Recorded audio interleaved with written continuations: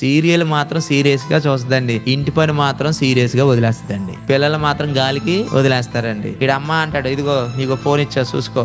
ఇంట్లో ఎన్ని ఫోన్లు ఉన్నాయి ఇప్పుడు, ఎంత మంది సభ్యులు ఉన్నారో అన్ని ఫోన్లు ఉన్నాయండి. అంటే భార్యకో phone, భర్తకో phone, పెద్దోడికో phone, చిన్నోడికో phone.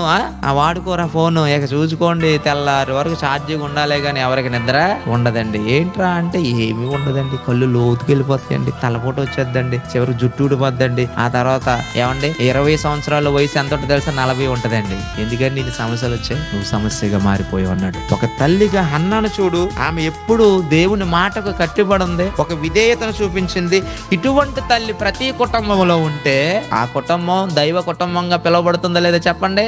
Abraham లాగా ఒక తండ్రి ఉండాలి, ఒక హన్నా లాగా ఒక తల్లి ఉండాలి. అలా ఉన్నప్పుడు నిజంగా ఆ కుటుంబం ఏ కుటుంబంగా పిలువబడుతుంది, దైవ కుటుంబంగా పిలువబడుతుంది. కానీ ఈ రోజు అబ్రహాములా తండ్రులు లేరు, అన్నాలాగా తల్లులు కూడా లేరు. ఎలాంటి తల్లులు ఉన్నారు, అతల్య ఎలాంటి తల్లులు ఉన్నారండి. అతల్య అంటే ఎవరు అనుకుంటున్నారు, తన బిడ్డను దుష్టత్వం వైపు మళ్లించి దుష్టుడిగా పెంచిందండి ఆమె. ఈ రోజు నీ బిడ్డలు కూడా నువ్వు అలాగే వదిలేస్తున్నావా, నీ పిల్లలు కూడా నువ్వు అలాగే పట్టించుకోవట్లేదా? అసలు ఒక తల్లిగా ముందు నువ్వు దేవుని సన్నిధికి వస్తున్నావా, ఒక తండ్రిగా నువ్వు ముందు దేవుని సన్నిధికి దేవుని మాటలు వింటున్నావా? వింటలేదు. అసలు ఒక తండ్రిగా ఒక తల్లిగా మీరిపోతే మీ బిడ్డలు దేవుళ్ళు ఎలా ఎదుగుతారు, వెతకరు.